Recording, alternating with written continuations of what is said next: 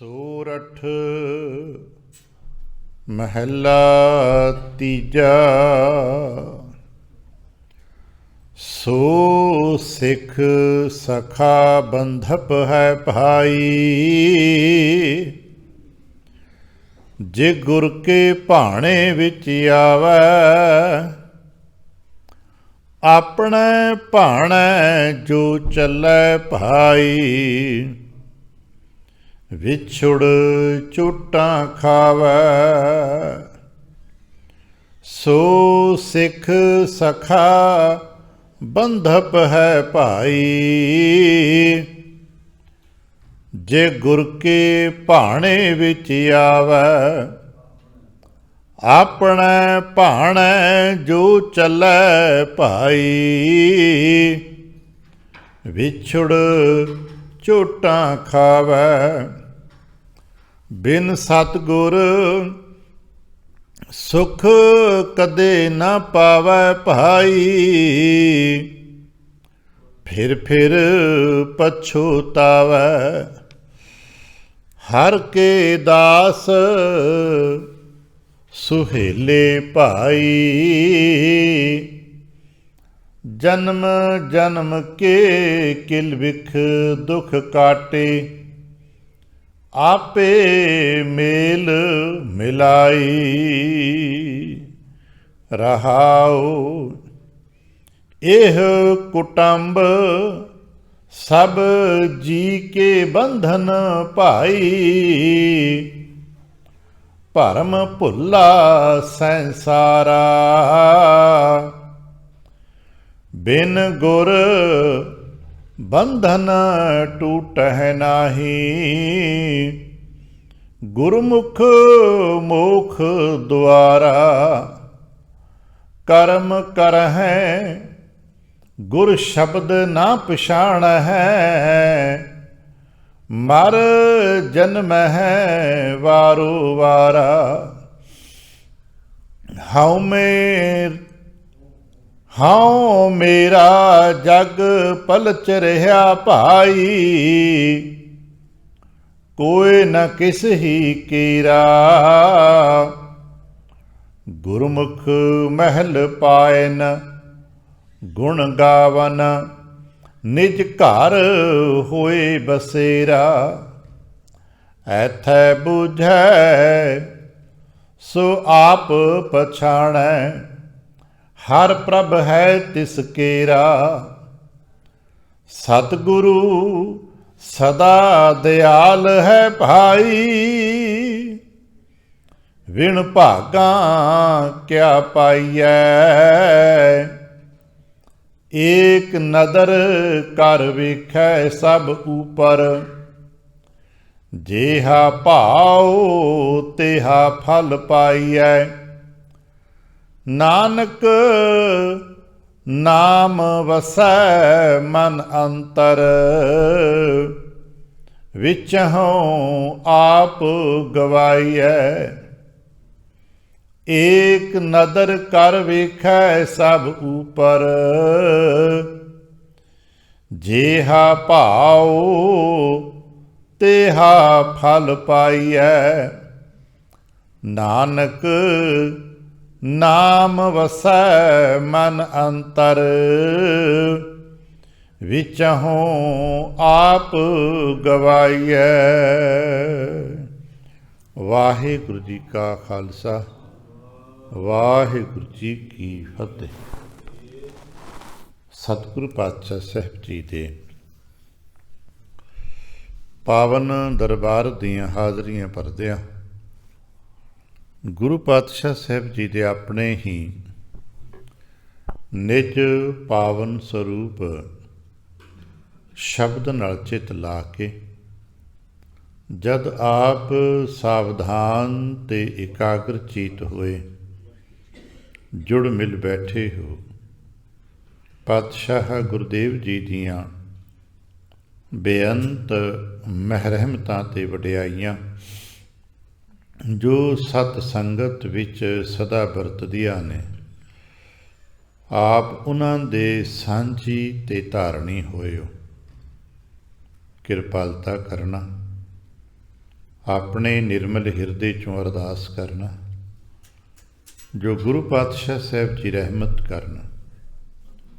ਪਾਵਨ ਸ਼ਬਦ ਦੀ ਵਿਚਾਰ, ਬੋਲਣ ਦਾ ਤਾਣ ਅਤੇ ਵਿਚਾਰ ਦਾ ਪ੍ਰਵਾਹ ਬਖਸ਼ਣ।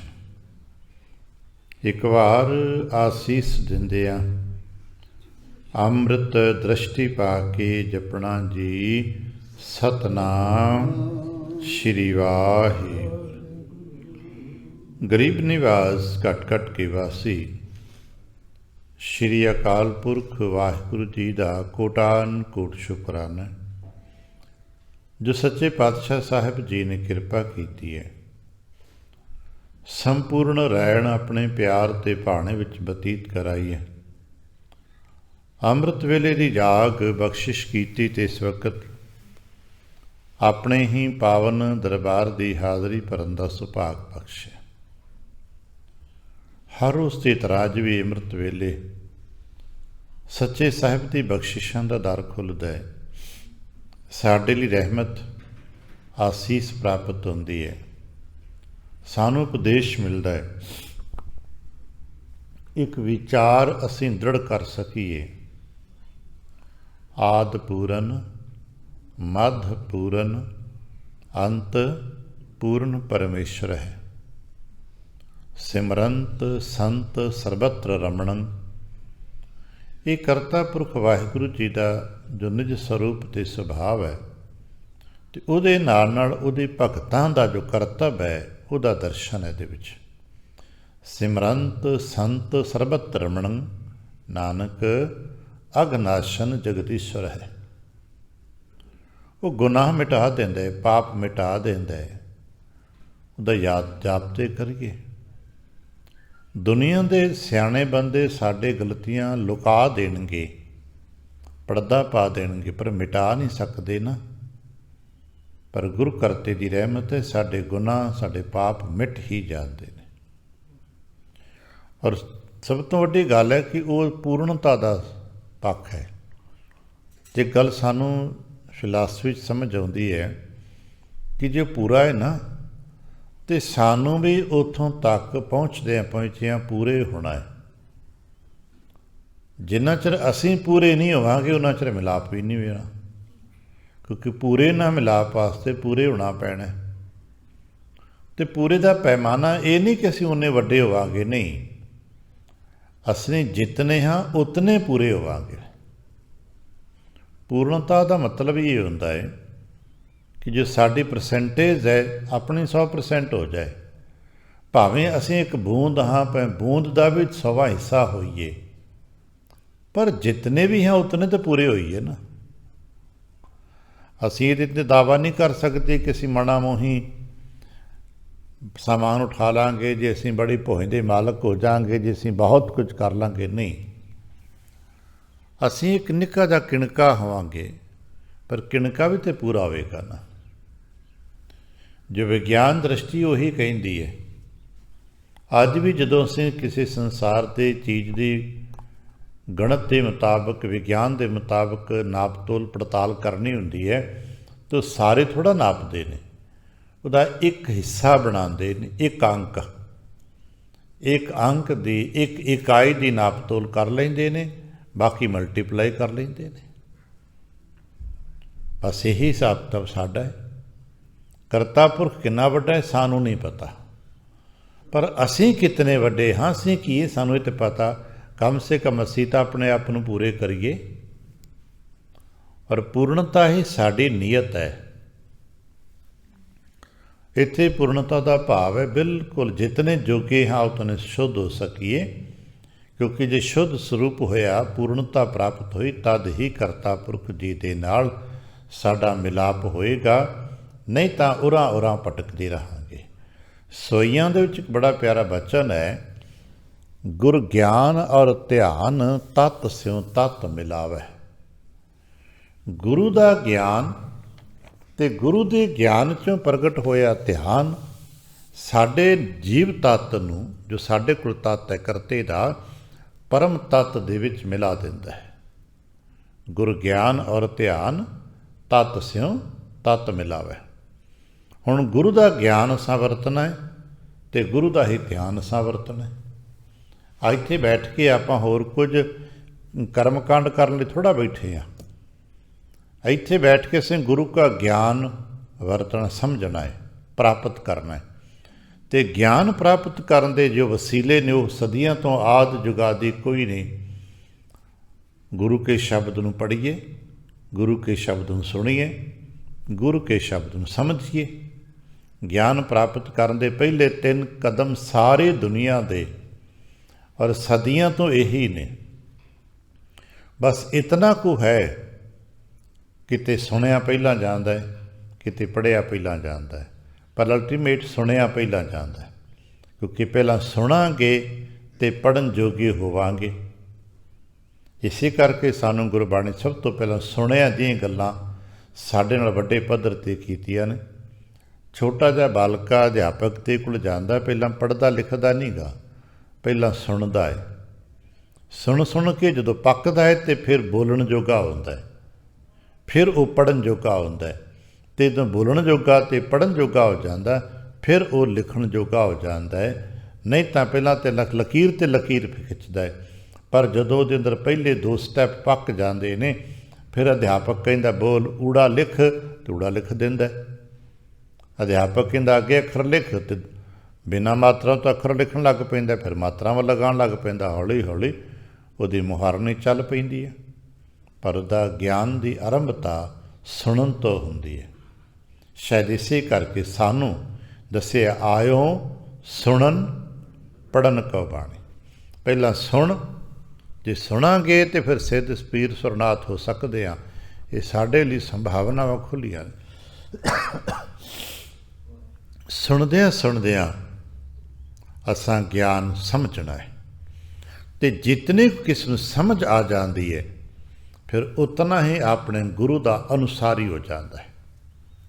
ਅੱਜ ਕਦੇ ਕਦੇ ਅਸੀਂ ਘਰ ਪਰਿਵਾਰ ਸੰਸਾਰ 'ਚ ਵੇਖਦੇ ਨਾ, ਪਰਿਵਾਰਕ ਮੰਡਲ 'ਤੇ ਗੁਰਸਿੱਖੀ ਦੇ ਮੰਡਲਾਂ 'ਤੇ ਵੀ ਜਿਹੜੇ ਲੋਕ ਸਾਡੇ 'ਚੋਂ ਹੀ ਨੇ, ਅਨੁਸਾਰੀ ਨਹੀਂ ਗਿਆ ਆਪਣੇ ਮਾਤਾ ਪਿਤਾ ਦੇ, ਪਰਿਵਾਰ ਦੇ ਸਿਸਟਮ ਦੇ ਮੁਤਾਬਕ, ਪਰਿਵਾਰ ਦੇ ਬਣਤਰ ਦੇ ਮੁਤਾਬਕ ਨਹੀਂ ਚੱਲਦੇ, ਕਿਸੇ ਵੀ ਸਿਲਸਿਲੇ ਦੇ ਮੁਤਾਬਕ ਨਹੀਂ ਚੱਲ ਪਾ ਰਿਹਾ। ਆਖਰ ਕਾਰਨ ਕੀ ਹੈ?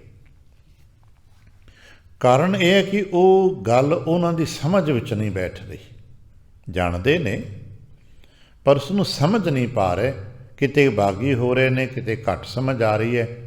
ਜੇ ਕਿਤੇ ਵਿਚਾਰ ਕਰੇ ਤਾਂ ਕਹਿੰਦੇ ਕਿ ਤੁਹਾਡੀ ਗੱਲ ਮੇਰੀ ਸਮਝ ਨਹੀਂ ਆ ਰਹੀ, ਕੀ ਕਹਿਣਾ ਚਾਹੁੰਦੇ ਹੋ ਤੁਸੀਂ? ਸੁਣ ਤੇ ਰਿਹਾ ਨਾ ਅਗਲਾ, ਪਰ ਫਿਰ ਵੀ ਕਹਿੰਦਾ ਤੁਸੀਂ ਕੀ ਕਹਿਣਾ ਚਾਹੁੰਦੇ, ਮੈਨੂੰ ਉਹ ਨਹੀਂ ਸਮਝ ਆ ਰਿਹਾ। ਆਖਰੀ ਅਰਥ ਤੇ ਸੁਣ ਹੀ ਰਿਹਾ, ਸਮਝ ਹੀ ਰਿਹਾ, ਪਰ ਜੋ ਤੁਸੀਂ ਕਹਿਣਾ ਚਾਹੁੰਦੇ ਹੋ ਕਹਿੰਦਾ ਉਹਨੂੰ ਮੇਰੀ ਸਮਝ ਨਹੀਂ ਆਉਂਦਾ। ਅਤੇ ਜਿਤਨਾ ਚਿਰ ਉਹ ਉਹਦੀ ਸਮਝ ਵਿੱਚ ਨਹੀਂ ਆਉਂਦਾ, ਓਨਾ ਚਿਰ ਉਹ ਉਹਨੂੰ ਮੰਨੇਗਾ ਵੀ ਨਹੀਂ। ਇਹੀ ਗੱਲ ਅਸਾਂ ਇੱਥੇ ਕਰਨੀ ਆ। ਜੋ ਗੁਰੂ ਕਹਿ ਰਹੇ ਨੇ ਕਿ ਉਹ ਸਾਡੀ ਸਮਝ ਵਿੱਚ ਆ ਰਿਹਾ। ਆਖਰੀ ਅਰਥ ਆਪਾਂ ਪੜ੍ਹ ਲੈਂਦੇ, ਠੀਕ ਰੱਟ ਵੀ ਲੈਂਦੇ ਆ। ਬਹੁਤ ਸਾਰੇ ਥਾਵਾਂ 'ਤੇ ਜਿੱਥੇ ਪਾਠ ਕਰਨਾ ਸਿਖਾਇਆ ਜਾਂਦਾ ਹੈ, ਖਿਮਾ ਕਰਨਾ, ਸਮਝਾਇਆ ਨਹੀਂ ਜਾਂਦਾ, ਰਟਾਇਆ ਜਾਂਦਾ ਹੈ। ਹਾਲਾਂਕਿ ਜੋ ਸੰਥਿਆ ਦਾ ਸਿਲਸਿਲਾ ਹੈ ਬੜਾ ਚੰਗਾ ਆਪਣੇ ਥਾਂ 'ਤੇ, ਪਰ ਉਹਦੇ ਵਿੱਚ ਇੱਕ ਦੋਸ਼ ਹੈ, ਸਿਰਫ ਰਟਾਇਆ ਜਾਂਦਾ ਹੈ। ਉਂਗਲੀ ਧਰ ਕੇ ਪੜ੍ਹਾ ਦਿੱਤਾ, ਤੂੰ ਕਿਹਾ 10 ਵਾਰ ਪੜ੍ਹ, ਇਹਨੂੰ 20 ਵਾਰ ਪੜ੍ਹ, 100 ਵਾਰ ਪੜ੍ਹ। ਉਹਨੇ 10 ਵਾਰ ਪੜ੍ਹ ਲਿਆ, 100 ਵਾਰ ਪੜ੍ਹ ਲਿਆ, ਫਿਰ ਅੱਖਾਂ ਮੀਟ ਕੇ ਪੜ੍ਹਦਾ, ਰਟ ਜਾਂਦਾ ਹੈ। ਇਸੇ ਕਰਕੇ ਵੇਖਿਆ ਹੋਣਾ ਹੈ, ਅਨਪੜ੍ਹ ਬੰਦੇ ਵੀ ਲੜੀਵਾਰ ਸਰੂਪ ਦਾ ਪਾਠ ਬਿਲਕੁਲ ਸ਼ੁੱਧ ਕਰਦੇ ਨੇ ਸੀ, ਕਿ ਬੜੇ ਗਿਆਨੀ ਨਹੀਂ, ਰਟੇ ਹੋਏ ਨੇ। ਰਟੰਤ ਹੈ ਉਹਨਾਂ ਨੂੰ, ਬਸ ਰਟੰਤ ਹੈ ਅਤੇ ਪੜ੍ਹੀ ਜਾਂਦੇ ਨੇ, ਪੜ੍ਹੀ ਜਾਂਦੇ ਨੇ, ਪੜ੍ਹੀ ਜਾਂਦੇ ਨੇ। ਜੇ ਕਿਤੇ ਤੋੜ ਕੇ ਰੋਕ ਕੇ ਪੁੱਛ ਲਓ ਵੀ ਆਹ ਕੀ ਲਿਖਿਆ ਹੈ, ਅਤੇ ਫਿਰ ਨਹੀਂ ਪਤਾ। ਇੱਥੇ ਸਾਡੇ ਰਟੰਤ ਵਿਦਿਆ ਨਹੀਂ ਹੈ। ਗੁਰੂ ਨਾਨਕ ਦੀ ਵਿਦਿਆ ਰਟੰਤ ਨਹੀਂ ਹੈ। ਗੁਰੂ ਨਾਨਕ ਜੀ ਸਮਝਾਉਂਦੇ ਨੇ, ਤਾਂ ਹੀ ਕਹਿੰਦੇ ਨੇ ਸੁਣਿਆ ਹੈ, ਸੁਣਿਆ ਕਰੋ ਭਾਈ। ਸੁਣਨ ਤੋਂ ਬਾਅਦ ਸਮਝ ਆਉਂਦੀ ਹੈ, ਸਮਝ ਤੋਂ ਬਾਅਦ ਅਗਲਾ ਪੱਖ ਹੁੰਦਾ ਮੰਨਣਾ। ਸੁਣਿਆ, ਮੰਨਿਆ, ਮਨ ਕੀਤਾ ਭਾਵ। ਅਤੇ ਜਿਹੜਾ ਮਨ ਕਰਕੇ ਭਾਵ ਕਰਕੇ ਸਮਝ ਲੈਂਦਾ ਹੈ ਨਾ, ਫਿਰ ਉਹ ਅਨੁਸਾਰੀ ਹੋ ਜਾਂਦਾ ਹੈ। ਇਹੀ ਸਿੱਖੀ ਹੈ। ਹੋਰ ਸਿੱਖੀ ਕੋਈ ਇਹ ਵੱਖਰੀ ਲਿਬਾਸਧਾਰੀ ਥੋੜ੍ਹਾ ਹੈ। ਜੋ ਕਿਸੇ ਨੇ ਗੁਰੂ ਨੇ ਕਿਹਾ, ਸਾਹਮਣੇ ਵਾਲੇ ਨੇ ਸੁਣ ਲਿਆ, ਉਸ ਨੂੰ ਮੰਨ ਲਿਆ, ਸਮਝ ਲਿਆ, ਉਸ ਨੂੰ ਕਮਾ ਲਿਆ, ਅਸੀਂ ਕਹਿੰਦੇ ਸਿੱਖੀ ਧਾਰਨ ਕਰ ਲਈ। ਅੱਜ ਕੱਲ੍ਹ ਬੜੀ ਪਿਆਰੀ ਹੈ, ਸੋ ਸਿੱਖ ਸਖਾ ਬੰਧਪ ਹੈ ਭਾਈ, ਜੇ ਗੁਰ ਕੇ ਭਾਣੇ ਵਿੱਚ ਆਵੈ। ਗੁਰੂ ਕੇ ਭਾਣੇ ਦੇ ਵਿੱਚ ਜੋ ਆ ਗਿਆ ਉਹ ਸਿੱਖ ਹੈ। ਆਖਰੀ ਅਰਥ ਅਸੀਂ ਇੱਦਾਂ ਹੀ ਕਰਾਂਗੇ ਨਾ ਵੀ ਜੋ ਗੁਰੂ ਦੇ ਭਾਣੇ ਵਿੱਚ ਆ ਜਾਂਦੇ ਨੇ ਉਹ ਸਿੱਖ ਹੁੰਦੇ ਨੇ। ਸ਼ਬਦ ਬਦਲ ਲੈਂਦੇ ਹਾਂ, ਸਿੱਖ ਗੁਰੂ ਕੇ ਭਾਣੇ ਦੇ ਅਨੁਸਾਰ ਜੀਵਨ ਬਤੀਤ ਕਰਦੇ ਨੇ। ਇਹ ਤਾਂ ਸਾਡਾ ਆਖਰੀ ਅਰਥ ਹੈ ਨਾ ਵੀ ਜੋ ਗੁਰੂ ਕੇ ਸਿੱਖ ਨੇ ਉਹ ਆਪਣੇ ਗੁਰੂ ਕੇ ਹੁਕਮ ਮੁਤਾਬਕ, ਭਾਣੇ ਮੁਤਾਬਕ ਜੀਵਨ ਬਤੀਤ ਕਰਦੇ ਨੇ। ਪਰ ਹੁਣ ਆਪਣੇ ਆਪ ਨੂੰ ਦੇਖੀਏ, ਅਸੀਂ ਉਸ ਸਿੱਖੀ ਦੇ ਮੁਕਾਮ 'ਤੇ ਕਿੰਨਾ ਕੁ ਖੜ੍ਹਦੇ ਹਾਂ। ਕਿੱਥੋਂ ਭੁੱਲ ਹੁੰਦੀ ਹੈ? ਕੀ ਜਾਣਬੁੱਝ ਕੇ ਅਸੀਂ ਉਲੰਘਣਾ ਕਰਦੇ ਹਾਂ?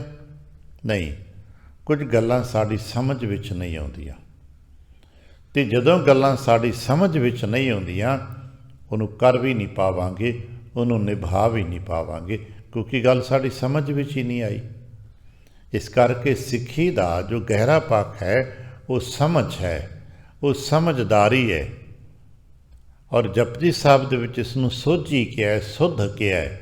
ਤਿੱਥੇ ਘੜੀਏ ਸੁਰਾਂ ਸਿੱਧਾਂ ਕੀ ਸੁੱਧ, ਇਸ ਨੂੰ ਸੁੱਧ ਆਏਗੀ ਭਾਈ।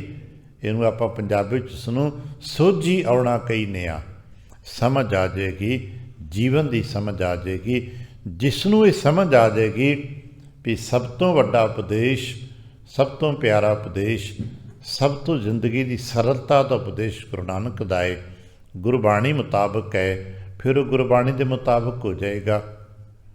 ਨਹੀਂ ਸਮਝ ਆਇਆ ਤੇ ਕਹੇਗਾ ਪਤਾ ਹੀ ਮੇਰੀ ਸਮਝ ਨਹੀਂ ਆ ਰਿਹਾ। ਅੱਜ ਵੀ ਔਰ ਗਾਹੇ ਬਗਾਹੇ ਗੱਲ ਸਦਾ ਹੀ ਹੁੰਦੀ ਕਿ ਭਾਈ ਬਾਣੀ ਪੜ੍ਹਦੇ ਤੇ ਬੜੇ ਪਰ ਸਮਝ ਨਹੀਂ ਆਉਂਦੀ। ਮਹਾਰਾਜ ਫਿਰ ਜਿਹੜੇ ਗੁਰੂ ਕੇ ਹੁਕਮ ਮੁਤਾਬਕ ਨਹੀਂ ਚੱਲਦੇ ਉਹਨਾਂ ਬਾਰੇ ਕੀ ਕਰੀਏ? ਆਪਣੇ ਭਾਣੇ ਜੋ ਚੱਲੇ ਭਾਈ। ਅਗਰ ਗੁਰੂ ਕੇ ਗੱਲ ਸਮਝ ਨਹੀਂ ਆਈ ਤੇ ਗੁਰੂ ਕੇ ਅਨੁਸਾਰ ਹੀ ਨਹੀਂ ਹੋ ਪਾਏਗਾ ਤੇ ਫਿਰ ਆਪਣੀ ਮਰਜ਼ੀ ਕਰੇਗਾ। ਕਿਉਂਕਿ ਇੱਥੇ ਦੂਜੀ ਗੱਲ ਬਣਦੀ ਹੈ ਕਿ ਗੱਲਾਂ ਸਮਝ ਆਉਂਦੀਆਂ ਨੇ ਪਰ ਸਾਡੇ ਸਾਹਮਣੇ ਉਹਦੇ ਬਦਲ ਵਿੱਚ ਕੁਛ ਨਾ ਕੁਛ ਹੋਰ ਹੁੰਦਾ ਹੈ, ਜਿਹਨੂੰ ਅਸੀਂ ਪਦਾਰਥਾਂ ਦਾ ਮੋਹ ਕਹਿ ਦਿੰਦੇ ਹਾਂ, ਮਾਇਆ ਮੋਹ ਕਹਿ ਦਿੰਦੇ ਹਾਂ। ਕਿਤੇ ਲੋਭ ਹੁੰਦੇ ਨੇ, ਕਿਤੇ ਆਪਣੀ ਹੋਂਦ ਦੀ ਬਣਤਰ ਹੈ। ਸਮਝ ਤੇ ਆ ਰਹੀ ਹੈ, ਇਹ ਵੀ ਸਮਝ ਆ ਰਹੀ ਵੀ ਜੇ ਗੁਰਸਿੱਖੀ ਦੀ ਇਸ ਧਾਰਾ ਦੇ ਵਿੱਚ ਸ਼ਾਮਲ ਹੋਣਾ ਹੈ ਤੇ ਇੱਥੇ ਮੈਂ ਮੇਰੀ ਦਾ ਕੋਈ ਥਾਂ ਨਹੀਂ ਭਾਈ। ਇੱਥੇ ਤੂੰ ਲੀਡਰ ਜਥੇਦਾਰ ਬਣ ਕੇ ਨਹੀਂ ਆ ਸਕਦਾ, ਅਤੇ ਜੇ ਆ ਗਿਆ ਤਾਂ ਰਹਿ ਨਹੀਂ ਸਕਦਾ, ਕਿਉਂਕਿ ਇੱਥੇ ਲੀਡਰਾਂ ਅਤੇ ਜਥੇਦਾਰਾਂ ਦੀ ਕੋਈ ਕੀਮਤ ਨਹੀਂ। ਇੱਥੇ ਤਾਂ ਗੁਰੂ ਕੇ ਸਿੱਖਾਂ ਦੀ ਕੀਮਤ ਹੈ। ਪਾਤਸ਼ਾਹ ਦਸ਼ਮੇਸ਼ ਦਾ ਬਚਨ ਬਹੁਤ ਗਹਿਰਾ ਅਤੇ ਵੱਡਾ ਹੈ, ਜੋ ਰਾਮੇ ਆਣੇ ਮਹਾਰਾਜ ਨੇ ਬਚਨ ਕੀਤਾ ਸੀ। ਖਿਦਰਾਣੇ ਕੀ ਢਾਬ ਤੋਂ ਥੋੜ੍ਹਾ ਜਿਹਾ ਪਹਿਲਾਂ ਜਦੋਂ ਕੁਝ ਮੁਖੀਆਂ ਨੇ, ਪੰਚਾਇਤੀਆਂ ਨੇ ਮਹਾਰਾਜ ਨੂੰ ਕਿਹਾ ਸੀ ਕਿ ਅਸੀਂ ਤੁਹਾਡੀ ਲਾਹੌਰ ਸਰਕਾਰ ਦੇ ਨਾਲ ਸੁਲ੍ਹਾ ਕਰਵਾ ਦਿੰਦੇ ਹਾਂ, ਇੱਦਾਂ ਕਰ ਲਓ ਮਹਾਰਾਜ, ਇੱਦਾਂ ਵਰਤ ਲਈਏ ਮਹਾਰਾਜ, ਸਰਕਾਰ ਨਾ ਬਣ ਆਵੇਗੀ। ਅਤੇ ਮਹਾਰਾਜ ਨੇ ਕਿਹਾ ਸੀ ਤੁਸੀਂ ਭਾਈ ਜੇ ਤੇ ਸਲਾਹ ਦੇਣ ਆਇਓ ਅਤੇ ਤੁਹਾਡਾ ਸਰੂਪ ਸਲਾਹਕਾਰ ਦਾ ਹੋਏਗਾ, ਅਤੇ ਗੁਰੂ ਨੂੰ ਸਲਾਹਕਾਰਾਂ ਦੀ ਲੋੜ ਨਹੀਂ ਹੈ। ਚੁੱਪ ਕਰ ਗਏ।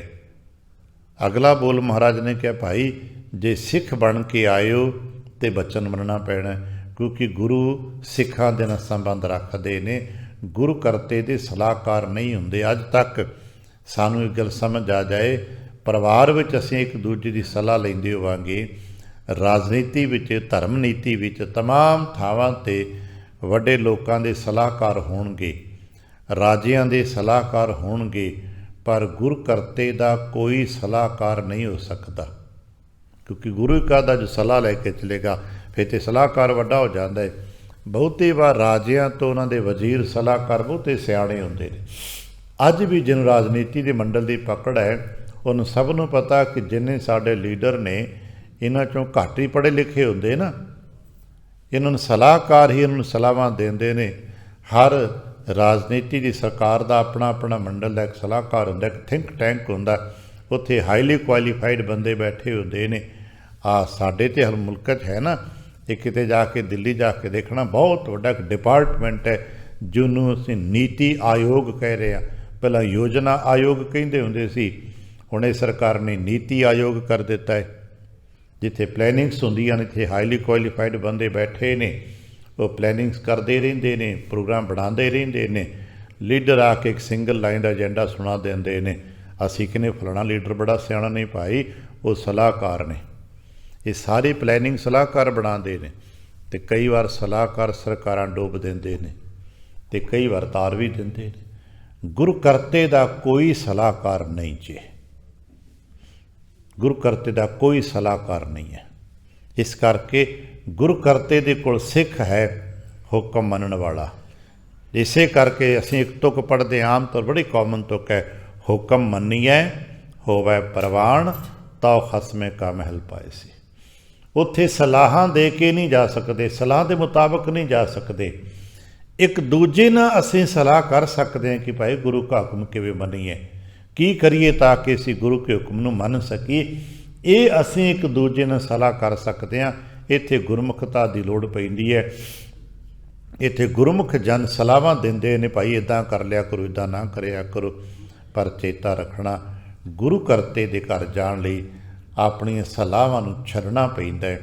ਅੱਜ ਵਚਨ ਸਿਰ ਤੋਂ ਤਲੀ 'ਤੇ ਧਰਨਾ ਪੈਂਦਾ, ਦਾ ਮਤਲਬ ਆਪਣੀਆਂ ਵਿਚਾਰਾਂ ਨੂੰ ਤਿਆਗਣਾ ਪੈਂਦਾ, ਆਪਣੀ ਮੈਂ ਮੇਰੀ ਦੀ ਹੋਂਦ ਨੂੰ, ਆਪਣੇ ਗਿਆਨ ਨੂੰ ਬਾਹਰ ਰੱਖਣਾ ਪੈਂਦਾ।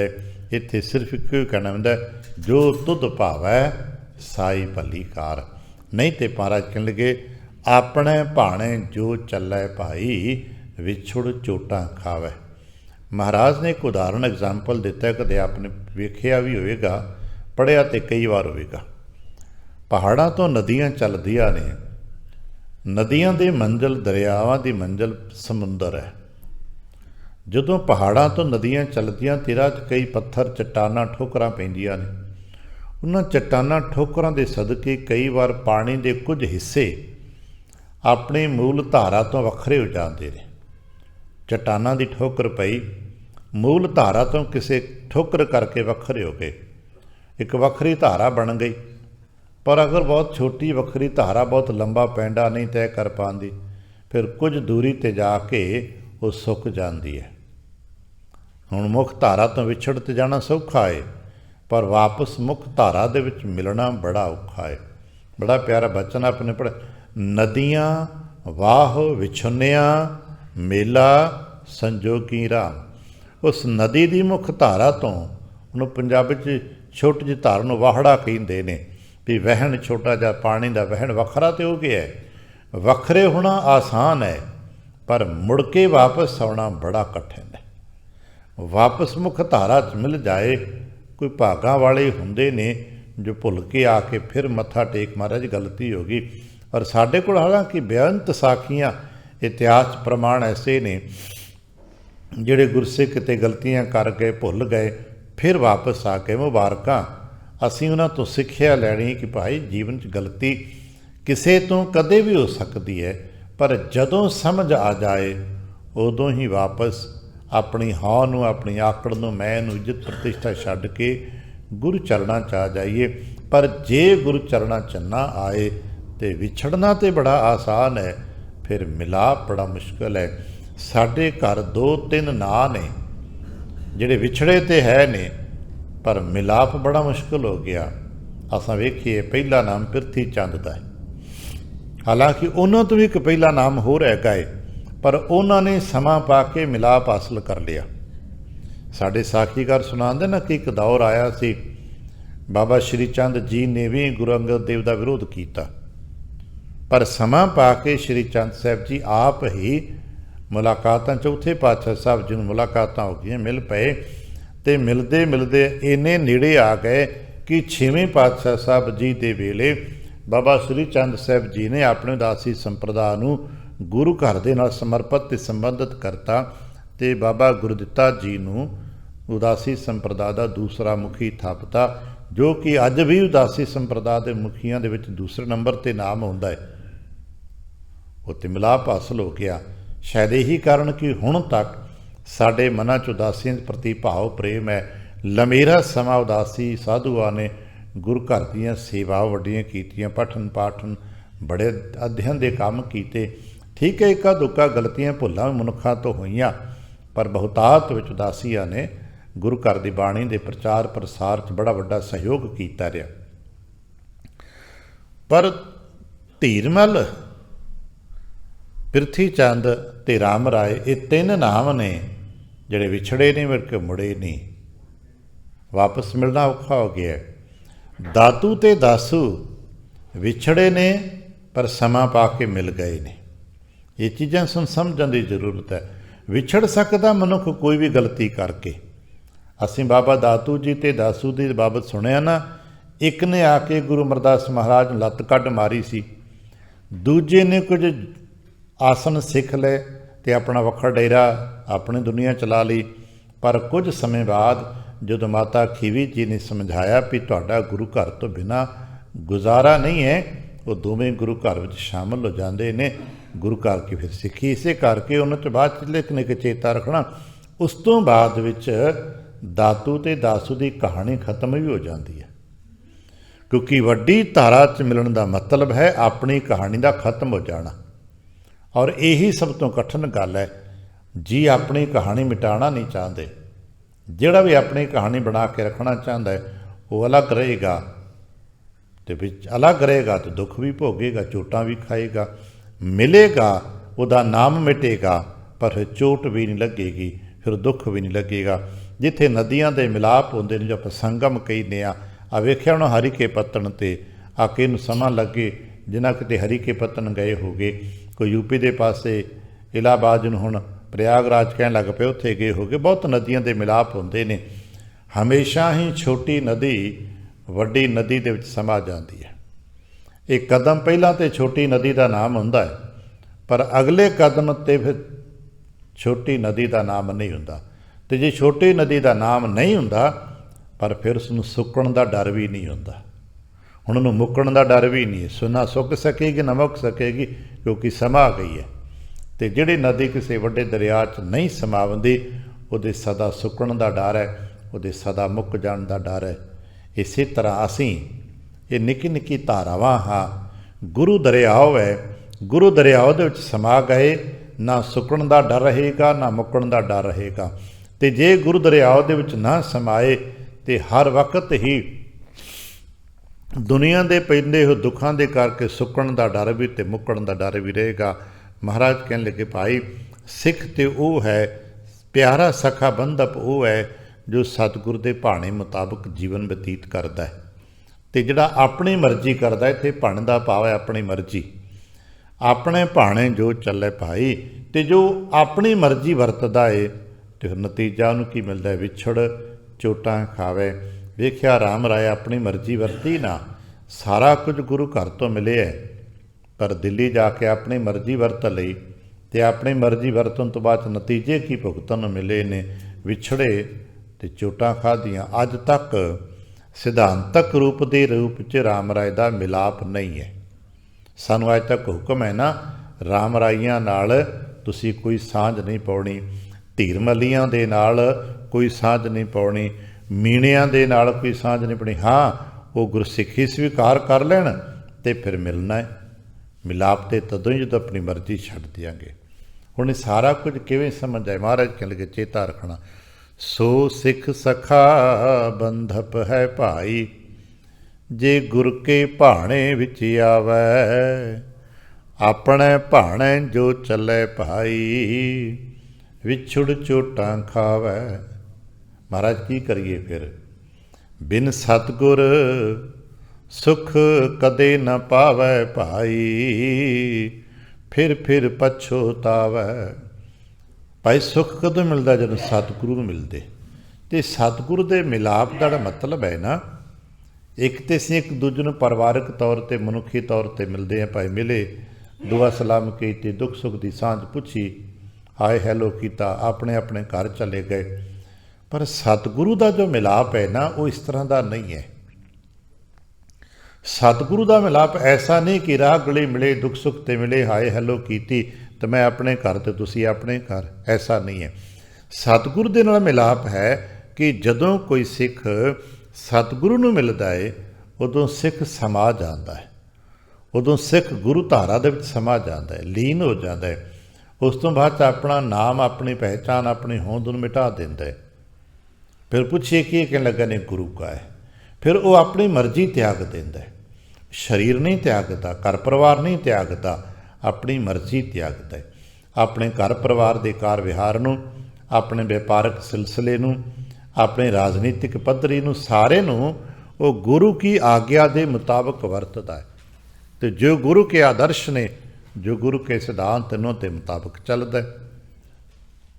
ਅਤੇ ਜੋ ਇੱਥੇ ਨਹੀਂ ਕਰ ਪਾਉਂਦਾ ਫਿਰ ਉਹਨੂੰ ਕਦੇ ਸੁੱਖ ਨਹੀਂ ਮਿਲਦਾ। ਮਹਾਰਾਜ ਬੜੇ ਰਾਜਨੀਤਿਕ ਨਾਂ ਲੈ ਸਕਦੇ ਹਾਂ ਜਿਹੜੇ ਗੁਰੂ ਤੋਂ ਬਿਨਾਂ ਵੱਡੇ ਵੱਡੇ ਦੁੱਖਾਂ ਦੇ ਭਾਗੀ ਬਣੇ ਨੇ। ਬਿਨ ਸਤਿਗੁਰ ਸੁਖ ਕਦੇ ਨਾ ਪਾਵੈ ਭਾਈ, ਫਿਰ ਫਿਰ ਪਛੋਤਾਵੈ। ਬਾਰ ਬਾਰ ਉਹਨਾਂ ਨੂੰ ਪਛਤਾਵਾ ਹੀ ਮਿਲਦਾ ਹੈ, ਕਿਉਂਕਿ ਗੁਰੂ ਤੋਂ ਵਿਛੜ ਕੇ ਸਿਵਾਏ ਪਛਤਾਵੇ ਤੋਂ ਮਨੁੱਖ ਦੇ ਹੱਥ ਹੋਰ ਕੁਛ ਨਹੀਂ ਰਹਿ ਜਾਂਦਾ। ਮਹਾਰਾਜ ਫਿਰ ਕੀ ਕਰੀਏ? ਮਹਾਰਾਜ ਪਿਆਰ ਨਾਲ ਕਹਿੰਦੇ ਨੇ, ਭਾਈ ਇਹ ਗੱਲ ਚੇਤੇ ਰੱਖਿਓ, ਹਰ ਕੇ ਦਾਸ ਸੁਹੇਲੇ ਭਾਈ। ਜਿਹੜੇ ਪ੍ਰਭੂ ਕੇ ਪਿਆਰੇ ਹੋ ਜਾਂਦੇ ਨਾ, ਦਾਸ ਦਾ ਮਤਲਬ ਸਿੱਖ ਸੇਵਕ, ਉਹ ਸੁਹੇਲੇ ਨੇ। ਸੁਹੇਲੇ ਦਾ ਮਤਲਬ ਇਹਨਾਂ ਦਾ ਜੀਵਨ ਸਰਲ ਹੋ ਜਾਂਦਾ ਹੈ। ਅਸੀਂ ਇੱਕ ਵਚਨ ਪੜ੍ਹਦੇ ਨਾ, ਇਹ ਲੋਕ ਸੁਖੀਏ ਪਰ ਲੋਕ ਸੁਹੇਲੇ। ਸੁਹੇਲੇ ਦਾ ਮਤਲਬ ਹੈ ਜੀਵਨ ਸਰਲ ਹੋ ਜਾਣਾ। ਹੁਣ ਉਸ ਰਾਹ 'ਤੇ, ਉਸ ਮੁਕਾਮ 'ਤੇ ਕਿਸੇ ਪ੍ਰਕਾਰ ਦੀ ਕੋਈ ਅੜਚਨ ਨਹੀਂ ਆਏਗੀ। ਤੁਸੀਂ ਜਿੱਥੇ ਜਾਣਾ ਚਾਹੁੰਦੇ ਸਮੂਥਲੀ ਪਹੁੰਚ ਜਾਂਦੇ ਹੋ। ਹੁਣ ਉਹ ਅੜਚਨਾਂ ਮੁੱਕ ਜਾਂਦੀਆਂ ਨੇ। ਅਤੇ ਅਸੀਂ ਆਪਣੇ ਘਰ ਪਰਿਵਾਰ 'ਚ ਵੇਖਦੇ ਹਾਂ, ਆਪਣੇ ਵਿਵਹਾਰ 'ਚ ਦੇਖਦੇ ਹਾਂ, ਕਈ ਪ੍ਰਕਾਰ ਦੀਆਂ ਅੜਚਨਾਂ ਸਾਡੀ ਜ਼ਿੰਦਗੀ ਦੇ ਰਾਹ ਵਿੱਚ ਆਉਂਦੀਆਂ ਨੇ। ਉਹ ਅੜਚਨਾਂ ਹੀ ਤਾਂ ਸਾਨੂੰ ਤੰਗ ਕਰਦੀਆਂ ਨੇ। ਅਸੀਂ ਕੁਛ ਕਰਨਾ ਚਾਹੁੰਦੇ ਹਾਂ, ਕੰਮ ਨੇਪਰੇ ਨਹੀਂ ਚੜ੍ਹਦਾ, ਕੀ ਕਹਿੰਦੇ ਆ, ਅੜਚਨ ਪੈ ਰਹੀ ਹੈ। ਅਰਦਾਸਾਂ ਹੁੰਦੀਆਂ ਨੇ ਕਈ ਵਾਰ ਇੱਥੇ, ਅਰਦਾਸ ਵਿੱਚ ਲਿਖਿਆ ਹੁੰਦਾ, ਮਹਾਰਾਜ ਕਿਰਪਾ ਕਰੋ ਮਾਰਗ ਦੀਆਂ, ਵਪਾਰ ਦੀਆਂ, ਪਰਿਵਾਰ ਦੀਆਂ ਰੁਕਾਵਟਾਂ, ਅੜਚਨਾਂ ਦੂਰ ਹੋ ਜਾਣ, ਰੁਕਾਵਟਾਂ ਦੂਰ ਹੋ ਜਾਣ। ਜਿਨ੍ਹਾਂ ਦੀ ਰੁਕਾਵਟਾਂ ਦੂਰ ਹੋਈਆਂ ਉਹ ਪ੍ਰਭੂ ਨਾਲ ਮਿਲ ਗਏ। ਜਿਹੜੇ ਪ੍ਰਭੂ ਨਾਲ ਮਿਲ ਗਏ ਉਹਨਾਂ ਦੀਆਂ ਹੀ ਰੁਕਾਵਟਾਂ ਦੂਰ ਹੁੰਦੀਆਂ ਨੇ। ਜਿਹੜੇ ਪ੍ਰਭੂ ਜੀ ਨਾਲ ਨਹੀਂ ਮਿਲਦੇ ਉਹਨਾਂ ਦੇ ਜੀਵਨ 'ਚ ਰੁਕਾਵਟਾਂ ਬਰਕਰਾਰ ਰਹਿੰਦੀਆਂ ਨੇ, ਕਿਉਂਕਿ ਰੁਕਾਵਟਾਂ ਤਾਂ ਉੱਥੇ ਹੀ ਨੇ, ਪਰ ਉਹਨਾਂ ਦਾ ਵਿੱਤ ਸਮਰੱਥਾ ਬਹੁਤ ਛੋਟੀ ਹੈ। ਇਸ ਕਰਕੇ ਉਹ ਰੁਕਾਵਟਾਂ ਉਹਨਾਂ ਵਾਸਤੇ ਪਹਾੜ ਲੱਗਦੀਆਂ ਨੇ। ਫਿਰ ਐਗਜ਼ਾਮਪਲ 'ਤੇ ਧਿਆਨ ਦੇ ਲਈਏ, ਜੇ ਮੁੱਖ ਧਾਰਾ ਤੋਂ ਛੋਟੀ ਜਿਹੀ ਧਾਰਾ ਵਾਹੜਾ ਵੱਖਰਾ ਹੋ ਗਿਆ ਹੈ। ਹੁਣ ਚੱਟਾਨਾਂ ਤੇ ਰਾਹ 'ਚ ਹੈਗੀਆਂ ਨੇ, ਪਰ ਉਹਦੇ ਕੋਲ ਪਾਣੀ ਦਾ ਬਹਾਵ ਹੀ ਥੋੜ੍ਹਾ ਹੈ। ਨਤੀਜਨ ਉਹਦੇ ਵਾਸਤੇ ਚੱਟਾਨ ਹੀ ਛੋਟੀ ਜਿਹੀ ਪਹਾੜ ਬਣ ਗਈ ਹੈ। ਅਤੇ ਜੇ ਕਿਤੇ ਉਹੀ ਮੁੱਖ ਧਾਰਾ ਦੇ ਨਾਲ ਜੁੜਿਆ ਹੁੰਦਾ ਅਤੇ ਛੋਟੀ ਜਿਹੀ ਚੱਟਾਨ ਦੇ ਉੱਪਰ ਦੀ ਪਾਣੀ ਸੁਖੈਂ ਲੰਘ ਜਾਣਾ ਸੀ, ਪਾਣੀ ਨੇ ਆਰਾਮ ਨਾਲ ਪਾਰ ਹੋ ਜਾਣਾ ਸੀ, ਚੱਟਾਨ ਉੱਥੇ ਪਈ ਰਹਿ ਜਾਣੀ ਸੀ। ਅੜਚਨਾਂ ਜ਼ਿੰਦਗੀ ਦੀਆਂ ਉੱਥੇ ਹੀ ਪਈਆਂ ਰਹਿੰਦੀਆਂ ਨੇ, ਪਰ ਜਿਨ੍ਹਾਂ ਕੋਲ ਵਿੱਚ ਸਮਰੱਥਾ ਹੁੰਦੀ ਹੈ, ਜਿਨ੍ਹਾਂ ਕੋਲ ਬਲ ਹੁੰਦਾ ਹੈ, ਉਹ ਪਾਰ ਲੰਘ ਜਾਂਦੇ ਨੇ। ਜਿਨ੍ਹਾਂ ਦੇ ਕੋਲ ਬਲ ਨਹੀਂ ਹੁੰਦਾ ਉਹਨਾਂ ਵਾਸਤੇ ਅੜਚਨਾਂ ਪਹਾੜ ਬਣ ਜਾਂਦੀਆਂ ਨੇ। ਉਹ ਅੜਚਨਾਂ ਦੇ ਉਰਲੇ ਪਾਰ ਅਟਕੇ ਰਹਿੰਦੇ ਨੇ। ਇਸ ਕਰਕੇ ਅੱਜ ਤੱਕ ਦੇ ਜਿਤਨੇ ਸਿਆਣੇ ਲੋਕ ਨੇ, ਉਹ ਅੜਚਨਾਂ ਵਿਘਨਾਂ ਨੂੰ ਦੂਰ ਕਰਨ ਵਾਸਤੇ ਆਪਣੇ ਤੋਂ ਵੱਡੀ ਤਾਕਤ ਦਾ ਸਹਾਰਾ ਲੈਂਦੇ ਨੇ, ਭਾਵੇਂ ਰਾਜਨੀਤੀ ਵਿੱਚ ਹੋਵੇ ਅਤੇ ਭਾਵੇਂ ਧਾਰਮਿਕ ਨੀਤੀ ਵਿੱਚ ਹੋਵੇ ਅਤੇ ਭਾਵੇਂ ਅਧਿਆਤਮਿਕ ਨੀਤੀ ਵਿੱਚ ਹੋਵੇ। ਰਾਜਨੀਤੀ ਵਿੱਚ ਵੱਡੀਆਂ ਰਾਜਨੀਤਿਕ ਪੱਧਰਾਂ ਦੇ ਨਾਲ ਲੋਕ ਸੁਲਾਹਾਂ ਕਰਦੇ ਨੇ, ਪਰਿਵਾਰਾਂ ਵਿੱਚ ਵੱਡੇ ਲੋਕਾਂ ਨਾਲ ਸੁਲਾਹ ਕੀਤੀ ਜਾਂਦੀ ਹੈ, ਧਰਮ ਦੇ ਵਿੱਚ ਵੱਡਿਆਂ ਤੋਂ ਗਿਆਨ ਪ੍ਰਾਪਤ ਕੀਤਾ ਜਾਂਦਾ ਹੈ, ਅਤੇ ਅਧਿਆਤਮ 'ਚ ਸਾਧੂ ਸੰਗਤ ਲਈ ਜਾਂਦੀ ਹੈ, ਤਾਂ ਕਿ ਕਾਮ ਕ੍ਰੋਧ ਵਿਕਾਰਾਂ ਦੀ ਇਹਨਾਂ ਅੜਚਨਾਂ ਤੋਂ ਸੁਖੈਨ ਜੀਵ ਪਾਰ ਲੰਘ ਜਾਏ। ਯਾਦ ਰੱਖਣਾ, ਇਹ ਰੁਕਾਵਟਾਂ ਕਦੇ ਮਿਟਦੀਆਂ ਨਹੀਂ, ਇਹ ਇੱਥੇ ਰਹਿ ਜਾਂਦੀਆਂ ਨੇ, ਅਸਾਂ ਅੱਗੇ ਲੰਘ ਜਾਣਾ ਹੈ। ਅਤੇ ਜੋ ਹਰ ਕੇ ਦਾਸ ਹੋ ਜਾਂਦੇ ਨੇ, ਉਹਨਾਂ ਰੁਕਾਵਟਾਂ ਤੋਂ ਸੁਖੈਨ ਪਾਰ ਲੰਘ ਜਾਂਦੇ ਨੇ, ਸਮੂਥਲੀ ਲੰਘ ਜਾਂਦੇ ਨੇ। ਫਿਰ ਪ੍ਰਾਪਤ ਕੀ ਹੁੰਦਾ ਇਹਨਾਂ ਨੂੰ? ਜਨਮ ਜਨਮ ਕੇ ਕਿਲ ਬਿਖ ਦੁੱਖ ਕਾਟੇ, ਆਪੇ ਮੇਲ ਮਿਲਾਈ। ਜਦੋਂ ਗੁਰੂ ਨਾਲ ਮਿਲ ਜਾਂਦੇ ਨੇ, ਅਤੇ ਗੁਰੂ ਨਾਲ ਮਿਲਣ ਦਾ ਨਤੀਜਾ ਕੀ ਨਿਕਲਦਾ ਹੈ? ਕਿਵੇਂ ਸਮਝੀਏ ਕਿ ਕੋਈ ਗੁਰੂ ਨਾਲ ਮਿਲ ਗਿਆ? ਗੁਰੂ ਨਾਲ ਮਿਲਣ ਦਾ ਮਤਲਬ ਹੈ ਕਿਸੇ ਜੀ ਦੇ ਅੰਦਰ ਵਿਕਾਰਾਂ ਦੀ ਮੈਲ ਦਾ ਮੁੱਕ ਜਾਣਾ, ਸਾਡੇ ਹਿਰਦੇ ਨਿਰਮਲ ਹੋ ਜਾਣੇ। ਅਤੇ ਕਿਵੇਂ ਸਮਝੀਏ ਕਿ ਸਾਡੇ ਹਿਰਦੇ ਨਿਰਮਲ ਹੋ ਗਏ ਨੇ? ਅਤੇ ਮਹਾਰਾਜ ਸਮਝਾਉਂਦੇ ਕਿ ਜਦੋਂ ਕਿਸੇ ਜੀ ਦੇ ਅੰਦਰੋਂ ਵਿਕਾਰਾਂ ਦੇ ਵਿਚਾਰ ਘਟਦੇ ਘਟ ਜਾਂਦੇ ਨੇ। ਇਹ ਆਪਣੇ ਆਪਣੇ ਹਿਰਦੇ ਦੇ ਬਾਰੇ ਅਸੀਂ ਦੇਖਣਾ ਹੈ। ਇੰਨੇ ਲੰਮੇਰੇ ਸਮੇਂ ਤੋਂ ਅਸੀਂ ਬਾਣੀ ਦਾ ਪਠਨ ਪਾਠਨ ਕਰਦੇ ਹਾਂ ਕਿ ਇੰਨੇ ਸਮੇਂ ਦੇ ਵਿੱਚ ਅੱਜ ਤੱਕ ਸਾਡੇ ਹਿਰਦੇ 'ਚੋਂ ਵਿਕਾਰਾਂ ਦੇ ਵਿਚਾਰਾਂ ਦਾ ਜੋ ਪ੍ਰਵਾਹ ਹੈ ਉਹ ਘਟਿਆ ਹੈ ਕਿ ਵਧਿਆ ਹੈ। ਅੱਜ ਜਿਵੇਂ ਸੰਸਾਰ ਦੇ ਵਪਾਰੀ ਲੋਕ ਆਪਣਾ ਆਪਣਾ ਬੈਲੈਂਸ ਸ਼ੀਟ ਬਣਾਉਂਦੇ ਸਾਲ ਬਾਅਦ ਵੀ ਅਸੀਂ ਕੀ ਘਾਟਾ ਲਿਆ ਅਤੇ ਕੀ ਮੁਨਾਫਾ ਹੋਇਆ, ਵੀ ਕਦੀ ਅਸੀਂ ਐਂ ਬੈਠ ਕੇ ਦੇਖਿਆ ਕਿ ਭਾਈ ਇਸ ਸਾਲ ਤੋਂ ਸਾਲ ਤੱਕ ਮੇਰੇ ਮਨ ਵਿੱਚੋਂ ਜੋ ਵਿਕਾਰਾਂ ਦੇ ਪ੍ਰਭਾਵ ਸਨ, ਜੋ ਵਿਕਾਰਾਂ ਦੇ ਵਿਚਾਰ ਪੈਦਾ ਹੁੰਦੇ ਸਨ, ਵਿਚਾਰਾਂ ਦੇ ਰਾਹੀਂ ਵਿਕਾਰਾਂ ਦੇ ਪ੍ਰਤੀ ਜੋ ਆਸਕਤੀ ਸੀ, ਵਿਕਾਰ ਦੇ ਪ੍ਰਤੀ ਜੋ ਭਾਵ ਸੀ, ਕਿ ਉਹ ਘਟਿਆ ਹੈ, ਕਿ ਸਾਡਾ ਗੁੱਸਾ ਘਟ ਗਿਆ, ਕਿ ਸਾਡਾ ਲਾਲਚ ਘਟਿਆ, ਕਿ ਸਾਡਾ ਕਾਹਲਾ ਛਿੱਤੇ ਪੈਣਾ, ਘੜੀ ਘੜੀ ਗੁੱਸਾ ਕਰਨਾ, ਗਾਲੀ ਗਲੋਚ ਕਰਨੀ ਫਰਕ ਪਿਆ, ਕਿ ਸਾਡੇ ਮਨ 'ਚੋਂ ਨਿੰਦਾ ਦੀ ਪ੍ਰਵਿਰਤੀ ਘਟੀ ਹੈ, ਕਿ ਅਸੀਂ ਚੁਗਲੀਆਂ ਕਰਨੀਆਂ ਘਟੀਆਂ ਨੇ, ਕਿ ਦੂਜੇ ਨੂੰ ਨੀਚਾ ਦਿਖਾਉਣ ਦੀ ਜੋ ਆਦਤ ਸਾਡੇ ਅੰਦਰ ਹੈ ਕਿ ਇਹ ਘਟੀ ਹੈ। ਅਤੇ ਜੇ ਘਟੀ ਹੈ ਤਾਂ ਭਾਈ ਚੰਗਾ ਹੈ, ਅਤੇ ਫਿਰ ਅਸੀਂ ਗੁਰੂ ਦੇ ਨੇੜੇ ਆ ਰਹੇ ਹਾਂ, ਅਤੇ ਭਾਈ ਅਸੀਂ ਉੱਥੇ ਹੀ ਖਲੋਤੇ ਹਾਂ। ਅਗਰ ਅੱਜ ਤੋਂ 2 ਸਾਲ 4 ਸਾਲ ਪਹਿਲਾਂ ਵੀ ਅਸੀਂ ਗਾਲੀਆਂ ਕੱਢਦੇ ਸਾਂ, ਉਦੋਂ ਵੀ ਈਰਖਾ ਨਿੰਦਾ ਚੁਗਲੀ ਦੁਆਏ ਸੀ, ਵਿਕਾਰ ਉੱਥੇ ਖੜੇ ਸੀ, ਅਸੀਂ ਕੀ ਸਿੱਖੀ ਦੀ ਗੱਲ ਕਰਦੇ? ਫਿਰ ਅਸੀਂ ਕਿਹਨੂੰ ਕਹਿੰਦੇ ਸਿੱਖ ਹੈ? ਸਿੱਖੀ ਦਾ ਮਤਲਬ ਕੁਛ ਸਿੱਖਣਾ। ਅਸਾਂ ਕਿਆ ਸਿੱਖਿਆ? ਫਿਰ ਸਮੇਂ ਤੋਂ ਕਿਆ ਸਿੱਖਿਆ? ਜੋ ਲੋਕ ਕਹਿੰਦੇ ਲੋਕ ਹਾਲਾਤਾਂ ਤੋਂ ਸਮਿਆਂ ਤੋਂ ਸਿੱਖਦੇ ਨੇ, ਉਹ ਸਿੱਖਦੇ ਹੋਣਗੇ, ਚੰਗੀ ਗੱਲ ਹੈ, ਪਰ ਅਸਾਂ ਕੀ ਸਿੱਖਿਆ? ਸਮੂਹਿਕ ਤੌਰ 'ਤੇ ਅਸੀਂ ਲੋਕਾਂ ਦੀ ਗੱਲ ਕਹਿ ਦਿੰਦੇ ਹੁੰਦੇ ਆ, ਦੇਖੋ ਜੀ ਸਿਆਣੇ ਲੋਕ ਹਮੇਸ਼ਾ ਸਿੱਖਦੇ ਨੇ, ਸਿੱਖ ਦਾ ਮਤਲਬ ਹੈ ਹਰ ਵਕਤ ਸਿੱਖਦੇ ਰਹਿਣਾ, ਪਰ ਅਸਾਂ ਕੀ ਸਿੱਖਿਆ? ਕਿ ਅਸਾਂ ਨੇ ਅੱਜ ਜਿਤਨੀ ਕੁ ਉਮਰ ਅਸੀਂ ਹੰਡਾ ਬੈਠੇ ਹਾਂ, ਕਿ ਇਤਨੀ ਉਮਰ ਦੇ ਵਿੱਚ ਅਸਾਂ ਕੁਝ ਸਿੱਖਿਆ ਵੀ ਅਸੀਂ ਹੁਣ ਝੂਠ ਦਾ ਸਾਥ ਛੱਡ ਦਿਆਂਗੇ, ਭਈ ਹੁਣ ਝੂਠ ਨਹੀਂ ਬੋਲਿਆ ਕਰਾਂਗੇ, ਕਿ ਅਸੀਂ ਇਹ ਗੱਲ ਸਿੱਖ ਲਈ ਕਿ ਅਸੀਂ ਹੰਕਾਰ ਨਹੀਂ ਕਰਾਂਗੇ, ਕਿ ਅਸੀਂ ਗੱਲ ਇਹ ਸਿੱਖ ਲਈਏ ਕਿ ਅਸੀਂ ਦੂਜੇ ਨੂੰ ਨੀਚਾ ਛਲ ਕਪਟ ਨਹੀਂ ਕਰਾਂਗੇ, ਹੰਕਾਰ ਦੇ ਬੋਲ ਨਹੀਂ ਬੋਲਾਂਗੇ, ਕਿ ਗੱਲਾਂ ਅਸਾਂ ਸਿੱਖ ਲਈਆਂ, ਕਿ ਸੱਤ, ਸੰਤੋਖ, ਦਇਆ, ਧਰਮ ਅਤੇ ਧੀਰਜ ਇਹਨਾਂ ਵਿਚਾਰਾਂ ਨੂੰ ਅਸੀਂ ਆਪਣੇ ਹਿਰਦੇ ਤੱਕ ਆਉਣ ਦਿੱਤਾ ਹੈ। ਅਤੇ ਫਿਰ ਠੀਕ ਹੈ, ਅਤੇ ਜੇ ਆ ਗਏ ਨੇ ਅਤੇ ਚੇਤਾ ਰੱਖਣਾ, ਇਹਦੇ ਸਦਕੇ ਮਿਲਾਪ ਦਾ ਮਤਲਬ ਹੈ ਜਨਮ ਜਨਮ ਕੇ ਕਿਲ ਬਿਖ ਦੁੱਖ ਕਾਟੇ। ਸਾਡੇ ਅੰਦਰ ਕਈਆਂ ਜਨਮਾਂ ਦੀ ਮੈਲ ਲੱਗੀ ਹੈ। ਆਪਾਂ ਪਾਵਨ ਬਾਣੀ 'ਚ ਪੜ੍ਹਦੇ ਨਾ, ਇਸ ਮਨ ਕਉ ਜਨਮ ਜਨਮ ਕੀ ਮਲ ਲਾਗੀ। ਕਈਆਂ ਜਨਮਾਂ ਦੀ ਮੈਲ ਸਾਡੇ ਇਸ ਮਨ ਦੇ ਉੱਤੇ ਪ੍ਰਭਾਵ ਪਿਆ। ਦਾਰਸ਼ਨਿਕ ਲੋਕ ਕਹਿੰਦੇ ਨੇ, ਇਸ ਨੂੰ ਸਮਝਣਾ ਹੋਵੇ ਤਾਂ ਇਸ ਤਰ੍ਹਾਂ ਹੁੰਦਾ ਹੈ ਕਿ ਆ ਪਰਤ ਦਰ ਪਰਤ ਮੈਲ ਜੰਮਦੀ ਰਹਿੰਦੀ ਆ। ਆ ਜਿਹੜੇ ਜ਼ਮੀਨਾਂ ਦੇ ਖੁਦਾਈ ਕਰਦੇ ਨੂੰ ਪਤਾ ਹੈ ਕਿ ਜ਼ਮੀਨ ਪਰਤ ਦਰ ਪਰਤ ਹੁੰਦੀ ਹੈ, ਪਰਤਾਂ ਹੁੰਦੀਆਂ ਨੇ। ਮੈਲ ਦੀਆਂ ਵੀ ਇਸੇ ਤਰ੍ਹਾਂ ਸਾਡੇ ਉੱਤੇ ਪਰਤਾਂ ਲੱਗੀਆਂ ਨੇ। ਪਤਾ ਨਹੀਂ ਕਿਤਨੇ ਕੁ ਪਰਤਾਂ, ਕਿਤਨੇ ਕੁ ਜਨਮਾਂ ਦੀ ਮੈਲ ਸਾਡੇ ਉੱਤੇ ਚੜ੍ਹੀ ਹੋਈ ਹੈ। ਇੱਕ ਦਿਨ ਚੁਟਕੀ ਵਜਾਏ ਤੇ ਮਿਟ ਨਹੀਂ ਜਾਣੀ। ਅਸੀਂ ਕਹਿੰਨਾ ਇਸ ਮਨ ਕੋ ਜਨਮ ਜਨਮ ਕੀ ਮਲ ਲਾਗੀ, ਕਾਲਾ ਹੁਆ ਸਿਆਹ ਹੋ। ਫਿਰ ਦੂਜੀ ਗੱਲ ਹੈ, ਖਨਲੀ ਧੋਤੀ ਉਜਲੀ ਨਾ ਹੋਵਈ। ਉਹ ਕੱਪੜਾ ਜਾਂ ਛੋਟਾ ਜਿਹਾ ਟੁਕੜਾ ਜਿਹਦੇ ਰਾਹੀਂ ਪੁਰਾਣੇ ਲੋਕ ਕੋਹਲੂ ਨੂੰ ਤੇਲ ਲਗਾਉਂਦੇ ਹੁੰਦੇ ਸੀ, ਉਨ 'ਤੇ ਇਤਨੀ ਮੈਲ ਚੜ੍ਹ ਜਾਂਦੀ ਸੀ ਕਿ ਜੇ ਸਧਾਰਨ ਸਾਬਣ ਨਾਲ ਧੋਈ ਤਾਂ ਕਦੇ ਉਹਦੀ ਮੈਲ ਉਤਰਦੀ ਨਹੀਂ। ਇਸੇ ਤਰ੍ਹਾਂ ਸਾਡੇ 'ਤੇ ਵੀ ਇੰਨੀ ਮੈਲ ਲੱਗ ਗਈ ਹੈ ਕਿ ਛੋਟੀ ਮੋਟੀਆਂ ਗੱਲਾਂ ਦੇ ਨਾਲ, ਮਾੜੇ ਮੋਟੇ ਕਰਮ ਧਰਮ ਨਾਲ ਮੈਲ ਨਹੀਂ ਮਿਟਣੀ। ਫਿਰ ਕੀ ਕਰੀਏ? ਕਹਿਣ ਲੱਗੇ ਭਾਈ ਕੋ ਤਰੀਕਾ ਜੇ ਭਰੀਏ ਮਤ ਪਾਪਾਂ ਕੇ ਸੰਗ, ਉਹ ਧੁੱਪੈ ਨਾਵੈ ਕੇ ਰੰਗ। ਗੁਰੂ ਕੇ ਸ਼ਬਦ ਵਿੱਚ ਤਾਸੀਰ ਮੰਨੀ ਜਾਂਦੀ ਹੈ। ਅਭਿਆਸੀ ਨੂੰ ਦਾ ਅਨੁਭਵ ਵੀ ਹੈ। ਜਿਹੜੇ ਪ੍ਰੇਮ ਦੇ ਨਾਲ ਗੁਰਬਾਣੀ ਪੜ੍ਹਦੇ ਨੇ, ਸੁਣਦੇ ਨੇ, ਸਮਝਦੇ ਨੇ, ਅਤੇ ਜਿਸ ਦਿਨ ਕੋਈ ਗੱਲ ਗੁਰੂ ਕੀ ਸਮਝ ਆ ਜਾਂਦੀ ਹੈ, ਯਕਦਮ ਉਦੋਂ ਹੀ ਉਹਨਾਂ ਨੂੰ ਇੱਕ ਚਰਨਾਟ ਕਰੰਟ ਫੀਲ ਹੁੰਦਾ ਵੀ ਹਾਂ ਗੱਲ ਪਿੰਨ ਕਰ ਗਈ, ਗੱਲ ਤਾਂ ਬੜੀ ਵੱਡੀ ਸੀ, ਹੁਣ ਤੱਕ ਸਮਝ ਹੀ ਨਹੀਂ ਆਈ, ਅਤੇ ਇੱਕ ਵੈਰਾਗ ਛਿੜਦਾ ਹੈ। ਅਤੇ ਸਿਆਣੇ ਮੰਨਦੇ ਨੇ ਸਾਡੇ ਅੰਦਰ ਕਿਲਬਿਖ ਹੁੰਦੇ ਨੇ। ਕਿਲਬਿਖ ਦਾ ਮਤਲਬ ਹੁੰਦਾ ਕਰਮ ਬੀਜ, ਉਹ ਜਿਨ੍ਹਾਂ ਦੇ ਨਤੀਜੇ ਅਸਾਂ ਅਜੇ ਭੁਗਤਣੇ ਬਾਕੀ ਨੇ। ਇੱਕ ਤਾਂ ਕਰਮ ਅਸੀਂ ਭੁਗਤ ਰਹੇ ਹਾਂ, ਆ ਜੋ ਸਾਡੇ ਕੋਲ ਪ੍ਰੈਜੈਂਟ ਟਾਈਮ 'ਤੇ ਹੈ, ਅਮੀਰੀ ਹੈ, ਗਰੀਬੀ ਹੈ, ਦੁੱਖ ਹੈ, ਸੁੱਖ ਹੈ, ਸਿਆਣੇ ਕਹਿੰਦੇ ਨੇ ਸਾਡੇ ਕਰਮਾਂ ਦਾ ਨਤੀਜਾ ਹੈ ਜੋ ਅਸੀਂ ਕਰ ਬੈਠੇ ਹਾਂ। ਅਤੇ ਅਜੇ ਕੁਛ ਬਾਕੀ ਹੈ ਜੋ ਸਾਡੇ ਨਤੀਜੇ ਆਉਣੇ ਬਾਕੀ ਨੇ। ਅੱਜ ਜਿਵੇਂ ਬੱਚਿਆਂ ਨੇ ਇਮਤਿਹਾਨ ਦਿੱਤੇ ਹੁੰਦੇ ਨੇ, ਨਤੀਜੇ ਆਉਣੇ ਬਾਕੀ ਹੁੰਦੇ ਨੇ। ਇਸੇ ਤਰ੍ਹਾਂ ਸਾਡੇ ਕਰਮਾਂ ਦੇ ਵੀ ਕੁਝ ਨਤੀਜੇ ਬਾਕੀ ਨੇ। ਹੋ ਸਕਦਾ ਅਗਲੀ ਘੜੀ ਮਿਲਣੇ ਹੁਣ, ਕੱਲ੍ਹ ਮਿਲਣੇ ਹੁਣ। ਉਹਨੂੰ ਕਿਲਬਿਖ ਕਹਿੰਦੇ ਨੇ। ਜਿਨ੍ਹਾਂ ਨਤੀਜਿਆਂ ਦੇ ਵਿੱਚ ਦੁੱਖ ਹੋਵੇ, ਉਹਨਾਂ ਨੂੰ ਕਿਲਬਿਖ ਕਹਿੰਦੇ ਨੇ। ਤੇ ਪਤਾ ਨਾ ਸਾਨੂੰ ਵੀ ਸਾਡੇ ਅੰਦਰ ਕੱਲ ਕੀ ਹੋਣਾ ਪਤਾ ਨਹੀਂ, ਸ਼ਾਇਦ ਇਸੇ ਕਰਕੇ ਡਰੀਦਾ ਏ ਵੀ ਕਿਤੇ ਮਾੜਾ ਕਰਮ ਨਾ ਕੋਈ ਕੁੱਟ ਜਾਏ ਤੇ ਪਤਾ ਨਹੀਂ ਕੀ ਮਿਲਣਾ। ਗੁਰੂ ਕੀ ਬਖਸ਼ਿਸ਼ ਦੇ ਸਦਕੇ ਅੰਦਰ ਦੇ ਪਏ ਕਿਲਬਿਖ ਵੀ ਨਾਸ਼ ਹੋ ਜਾਂਦੇ ਨੇ। ਜਨਮ ਜਨਮ ਕੇ ਕਿਲਬਿਖ ਦੁੱਖ ਕਾਟੇ, ਕਿਲਬਿਖਾਂ ਚੋਂ ਦੁੱਖ ਨਿਕਲਦੇ ਨੇ। ਕਿਲਬਿਖ ਹੀ ਮਿਟ ਗਏ ਤੇ ਨਤੀਜਾ ਦੁੱਖ ਮਿਟ ਜਾਏਗਾ। ਫਿਰ ਕੀ ਹੁੰਦਾ, ਆਪੇ ਮਿਲ ਮਿਲਾਈ। ਯਾਦ ਰੱਖਣਾ, ਮਿਲਾਪ ਉਦੋਂ ਹੋਣਾ ਹੈ ਜਦੋਂ ਮੈਲ ਉਤਰ ਗਈ।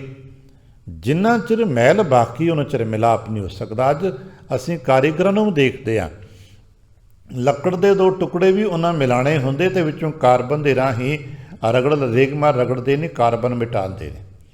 ਲੋਹੇ ਦੇ ਟੁਕੜੇ ਵੀ ਢੰਗ ਨਾਲ ਮਿਲਾਣੇ ਜੋੜਨੇ ਹੁੰਦੇ ਤੇ ਲੋਕ ਉਹਦੇ ਚੋਂ ਮੈਲ ਕਾਰਬਨ ਮਿਟਾਉਂਦੇ ਨੇ। ਤੇ ਜੇ ਹਿਰਦੇ ਨੂੰ ਗੁਰੂ ਘਰ ਚਰਨਾਂ 'ਚ ਮਿਲਾਵਣਾ ਹੈ ਤੇ ਹਿਰਦੇ ਤੇ ਪਈ ਹੋਈ ਕਾਰਬਨ ਮੈਲ ਨਹੀਂ ਮਿਟਾਉਣੀ ਪਏਗੀ, ਇਹ ਵੀ ਤੇ ਧੁਲਾਈ ਕਰਨੀ ਪਏਗੀ, ਨਿਸ਼ੁੱਧ ਕਰਨਾ ਪਏਗਾ। ਕਹਿਣ ਲੱਗੇ ਜਦੋਂ ਪੂਰਨ ਧਰਾ ਕਿਲਬਿਖ ਕੱਟ ਜਾਂਦੇ ਨੇ ਜਪ ਦੇ ਸਦਕੇ, ਗੁਰੂ ਸਿੱਖਿਆ ਦੇ ਸਦਕੇ, ਤੇ ਫਿਰ ਉਹ ਆਪੇ ਮੇਲ ਮਿਲਾਈ, ਫਿਰ ਆਪੇ ਹੀ ਮਿਲਾ ਲੈਂਦਾ ਹੈ। ਫਿਰ ਮਿਲਣਾ ਨਹੀਂ ਪੈਂਦਾ, ਬਸ ਅਸਾਂ ਤਾਂ ਸ਼ੁੱਧ ਹੋਣਾ ਪੈਣਾ। ਅਸਾਂ ਨੂੰ ਤਾਂ ਆਪਣੇ ਕਰਮਾਂ ਨੂੰ, ਆਪਣੇ ਹਿਰਦੇ ਨੂੰ ਸ਼ੁੱਧ ਕਰਨਾ ਹੈ। ਮਿਲਾ ਤੇ ਉਹਨੇ ਆਪੇ ਹੀ ਲੈਣਾ ਹੈ। ਉਹ ਤਾਂ ਉਡੀਕ ਕਰਦਾ ਪਿਆ, ਸ਼ੁੱਧ ਹੋ ਕੇ ਆਓ, ਤੁਸੀਂ ਨਿਰਮਲ ਹੋ ਕੇ ਆਓ। ਸਾਨੂੰ ਕਹਿੰਦੇ ਨਾ, ਜਾਓ ਤੋ ਪ੍ਰੇਮ ਖਿਲਣ ਕਾ ਚਾਓ, ਸਿਰ ਤਰ ਤਲੀ ਗਲੀ ਮੁਰੀ ਆਓ। ਤੁਸੀਂ ਮੇਰੀ ਗਲੀ ਵਿੱਚ ਆਓ ਤੇ ਸੀ, ਪਰ ਚੇਤਾ ਰੱਖਿਓ ਸਿਰ ਤਲੀ ਤੇ ਧਰ ਕੇ ਆਇਓ। ਇਤ ਮਾਰਗ ਪੈਰ ਧਰੀ ਜੈ, ਸਿਰ ਦੀ ਜੈ ਕਾਣ ਨਾ ਕੀ ਜੈ। ਅਸੀਂ ਵੈਸਾਖੀ ਵਾਲੇ ਦਿਨ ਇਹ ਸ਼ਲੋਕ ਪੜ੍ਹ ਕੇ ਖੁਸ਼ ਹੋ ਜਾਂਦੇ ਹਾਂ, ਬੜੇ ਨਾਅਰੇ ਲਾ ਕੇ ਮਿਟ ਜਾਂਦੇ ਹਾਂ, ਪਰ ਇਹ ਰੋਜ਼ਾਨਾ ਦੀ ਗੱਲ ਹੈ। ਗੁਰੂ ਵੱਲ ਆਉਣਾ ਹੈ ਤੇ ਆਪਣੇ ਹੰਕਾਰ ਦਾ, ਹਉਮੈ ਦਾ, ਮਰਜ਼ੀ ਦਾ, ਆਪਣੇ ਭਾਣੇ ਆਪਣੀ ਮਰਜ਼ੀ ਵਿੱਚ ਚੱਲਣ ਦਾ ਸਿਰ ਉਤਾਰ ਕੇ ਆ, ਮਹਾਰਾਜ ਤੇਰੇ ਮੁਤਾਬਕ ਹੋਵਾਂਗਾ। ਇਹ ਗੱਲ ਕਹਿ ਕੇ ਸਮਾਪਤੀ ਕਰਾਂ। ਗੁਰੂ ਅੰਗਦ ਦੇਵ ਮਹਾਰਾਜ ਜੀ ਤੋਂ ਕਰ ਸਿੱਖਾਂ ਨੇ ਪੁੱਛਿਆ, ਮਹਾਰਾਜ ਗੁਰੂ ਸੰਗਤ ਵਿੱਚ ਕਿਵੇਂ ਆਇਆ ਕਰੀਏ? ਤੇ ਮਹਾਰਾਜ ਆਪਣੇ ਮੌਜ ਵਿੱਚ ਬੈਠੇ ਸਨ, ਚੁੱਪ ਕਰਕੇ ਹੌਲੀ ਨਾ ਬੋਲੇ, ਜੋ ਮੁਰਦਾ ਜਿਵੇਂ ਕਬਰ ਵਿੱਚ ਆਉਂਦਾ ਹੈ। ਕੁਝ ਪਲ ਸਿੱਖ ਚੁੱਪ ਕਰ ਰਹੇ, ਹਿੰਮਤ ਕਰਕੇ ਕਹਿਣ ਲੱਗੇ, ਮਹਾਰਾਜ ਅਸਾਂ ਸੰਗਤ ਵਿੱਚ ਆਉਣ ਦੀ ਗੱਲ ਪੁੱਛੀ ਹੈ, ਤੁਸਾਂ ਕਬਰ ਦੀ ਗੱਲ ਕਹਿ ਦਿੱਤੀ। ਸਤਿਗੁਰੂ ਕਹਿਣ ਲੱਗੇ, ਹਾਂ ਤੁਸਾਂ ਸੰਗਤ ਵਿੱਚ ਆਉਣ ਦੀ ਗੱਲ ਪੁੱਛੀ ਹੈ ਤੇ ਤੁਸਾਂ ਪੁੱਛਿਆ ਕਿਵੇਂ ਆਈਏ? ਕਹਿਣ ਲੱਗੇ ਜੀ ਹਾਂ, ਅਸਾਂ ਇਹ ਪੁੱਛਿਆ ਹੈ ਸੰਗਤ ਵਿੱਚ ਕਿਵੇਂ ਆਇਆ ਜਾਏ। ਅੱਜ ਵੀ ਆਪਾਂ ਕਦੇ ਕਿਤੇ ਪੁੱਛਦੇ ਕਿੱਦਾਂ ਕਿੱਦਾਂ। ਮਹਾਰਾਜ ਕਹਿਣ ਲੱਗੇ, ਕਦੇ ਮੁਰਦੇ ਨੂੰ ਦਫਨ ਕੀਤਾ? ਕਹਿਣ ਲੱਗੇ ਜੀ ਗਾਹੇ ਬਗਾਹੇ ਅਕਸਰ ਨਗਰਾਂ ਪਿੰਡਾਂ 'ਚ ਆਂਢ ਗੁਆਂਢ 'ਚ ਜੀ ਫੌਤ ਹੁੰਦੇ ਤੇ ਕਬਰਸਤਾਨ ਜਾਈਦਾ। ਕਹਿਣ ਲੱਗੇ ਕਦੇ ਦੇਖਿਆ ਮੁਰਦੇ ਨੇ ਆਪਣੀ ਮਰਜ਼ੀ ਵਰਤੀ ਹੋਵੇ ਵੀ ਮੈਨੂੰ ਖੱਬੀ ਕਰਵਟ ਨਾ ਲਿਟਾਇਓ, ਮੈਨੂੰ ਸੱਜੀ ਕਰਵਟ ਲਿਟਾਇਓ, ਮੈਨੂੰ ਤੁਸੀਂ ਨਵਾਇਆ ਹੈ, ਚਿੱਟੇ ਕੱਪੜੇ ਰੰਗਦਾਰ ਕਿਉਂ ਨਹੀਂ ਪਾਏ, ਮੇਰੇ 'ਤੇ ਹੁਣ ਮਿੱਟੀ ਕਿਉਂ ਪਾਉਂਦੇ ਜੇ, ਇੰਨਾ ਭਾਰ ਕਿਉਂ ਪਾਉਂਦੇ ਜੇ, ਕਦੇ ਲੱਕੜਾਂ ਕਿਉਂ ਰੱਖਦੇ ਜੇ? ਮੁਰਦੇ ਨੇ ਕਦੇ ਕੋਈ ਜਵਾਬ ਦਿੱਤਾ? ਕਹਿਣ ਲੱਗੇ ਮਹਾਰਾਜ ਮੁਰਦਾ ਹੁੰਦਾ ਹੈ। ਕਹਿਣ ਲੱਗੇ ਬਸ ਇਸੇ ਤਰ੍ਹਾਂ ਸੰਗਤ ਵਿੱਚ ਆਉਣਾ, ਮੁਰਦਾ ਹੋ ਕੇ ਮਰਜ਼ੀ ਤਿਆਗ ਕੇ ਮੁਰਦਾ ਹੋਏ ਮੁਰੀਦ ਨਾ ਗੱਲੀ ਜੋਲੀ ਹੈ। ਇੱਥੇ ਆਪਣੀ ਮਰਜ਼ੀ ਛੱਡ ਕੇ ਆਉਣਾ। ਫਿਰ ਜਿਉਂ ਗੁਰ ਆਖੈ, ਜਿਵੇਂ ਗੁਰੂ ਆਖੈ, ਜਿਵੇਂ ਗੁਰ ਰੱਖੇ, ਤੇ ਕਹਿ ਦੇਣਾ ਜੋ ਤੁਧ ਭਾਵੈ ਸਾਈ ਭਲੀ ਕਾਰ, ਤੂੰ ਸਦਾ ਸਲਾਮਤ ਨਿਰੰਕਾਰ। ਗੁਰਦੇਵ ਕਿਰਪਾ ਕਰਨ ਸੀ ਗੱਲਾਂ ਨੂੰ ਸਮਝ ਸਕੇ ਕਿ ਆਪਣੇ ਭਾਣੇ 'ਚ ਦੁੱਖ ਹੈ ਤੇ ਗੁਰੂ ਕੇ ਭਾਣੇ 'ਚ ਸੁੱਖ ਹੈ, ਆਪਣੀ ਮਰਜ਼ੀ 'ਚ ਦੁੱਖ ਹੈ, ਗੁਰੂ ਕੀ ਮਰਜ਼ੀ 'ਚ, ਗੁਰੂ ਕੀ ਇੱਛਾ ਸੁੱਖ ਹੈ। ਅਗਲੀਆਂ ਗੱਲਾਂ ਫਿਰ ਬੈਠ ਕੇ ਵਾਚਾਂਗੇ। ਭੁੱਲ ਚੁੱਕ ਦੀ ਖਿਮਾ, ਆਸੀਸ ਅਤੇ ਪਿਆਰ ਦਿੰਦਿਆਂ ਹੋਏ ਫਤਿਹ ਬੁਲਾਵਣਾ ਜੀ। ਵਾਹਿਗੁਰੂ ਜੀ ਕਾ ਖਾਲਸਾ, ਵਾਹਿਗੁਰੂ ਜੀ